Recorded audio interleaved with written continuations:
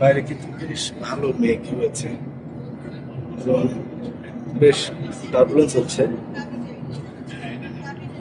Turbulence খুবই স্বাভাবিক বেশি এয়ারক্রাফটের জন্য, কিন্তু আমি এর আগে যতবার ফ্লাই করেছি এরকম টার্বুলেন্সে পড়ি নাই।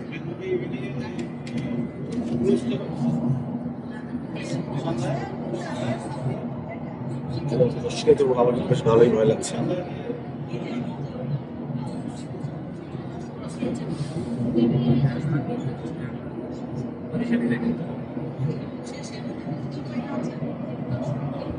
এয়ারক্রাফটের যে পজিশন দেখতে পাচ্ছি তাতে মনে হয় এখনো ক্লাইম্ব করছে, এখনো উপরে উঠছে। এই মুহূর্তে টার্বুলেন্স অনেকটাই কমে গেল। আমরা মেঘের উপরে উঠে এসেছি, আলহামদুলিল্লাহ এখন বেশ কমফোর্টেবল জার্নি ফিল হচ্ছে।